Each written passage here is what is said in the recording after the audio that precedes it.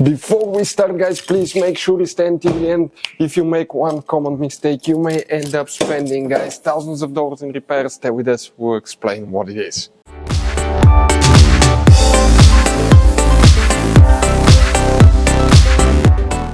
Hey guys, welcome back to Auto Repair, guys. Super helpful video to any of you trying to find the fuses relays for the water pump, auxiliary water coolant pump. Stay with us, we'll explain where you can expect to find them, guys.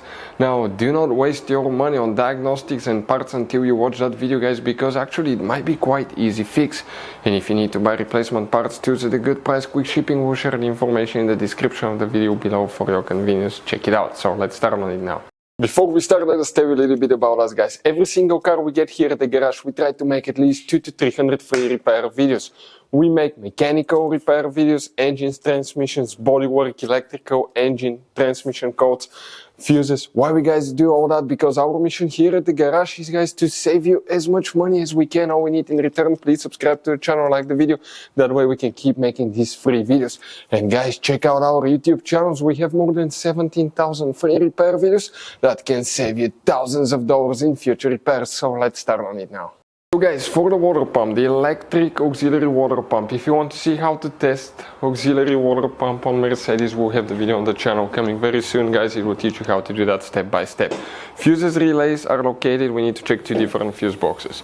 We have one video, guys, that people said it saved them thousands of dollars in repairs and they're very thankful. It's known as a fuse box location and diagram on Mercedes W204. Check it out because we have many hidden fuse boxes that most people do not know they even exist, guys. So please check it out. Now here what we have that fuse box, okay, under the hood next to the brake fluid reservoir.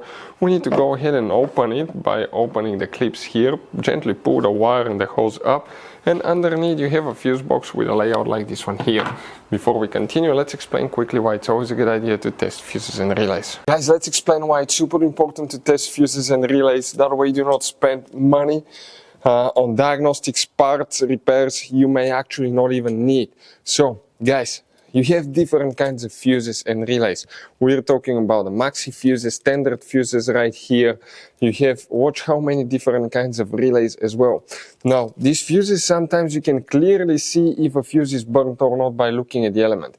But sometimes it's really sneaky. They can burn here on the side. It's hard to see. Some fuses will not be visible as well.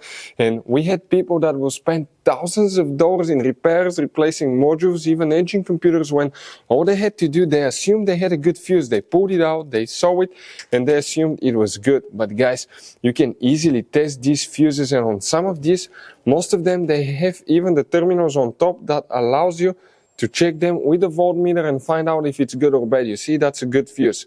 If it's blown, okay, like this one here, it's blown, nothing. Check this thing out, no connection. One next to it, okay. Right here, let me get good contact point. That's a good fuse, guys.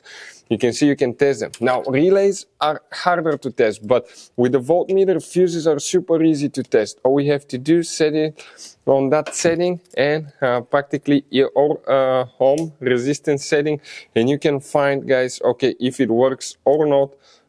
For instance, that one was the good fuse. You can see it's going to go down to 0 ohms resistance, or you can go ahead, remove it and test it the same way, guys. It should have 0 ohm resistance.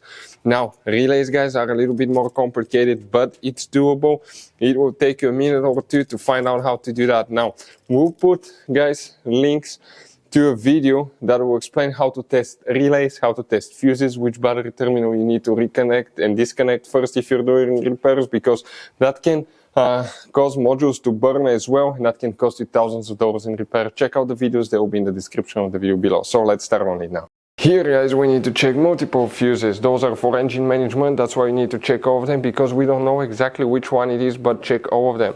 Starting on this side, it's 1, 2, 3, 4. Fuse number 4 is the first fuse.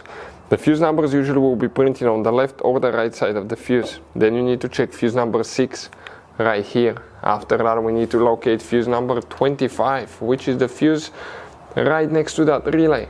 And next, we need to check fuse 27. That's the last fuse, that 7.5 amp fuse after the relay. After that, guys, we need to check one more, and this is known as fuse number 34. Also, you need to come to the trunk. In the trunk we have another fuse box, and here we need to check specifically, guys, okay, two more components. You see on the passenger side under that cover you have a fuse box. Here you need to check fuse 42 right here, and some of you may have a relay known as relay D. If you have it, check it as well, guys. But those are the main things we check here at the garage. In this Mercedes W204 you're going to have all kinds of different fuses and relays that sometimes are hard to find, and if you're in the middle of nowhere you may have a hard time finding one, guys. Replacement one, you may be stuck. It happened to us. So what we usually do, we buy some spare ones and we put in the glove box for a peace of mind. We'll share a link where you can get them at a really good price, quick shipping. That way you do not waste money and time. That link will be in the description of the video below. Check it out for your convenience. Hopefully, guys, the video will be helpful. Thank you for watching and see you next time.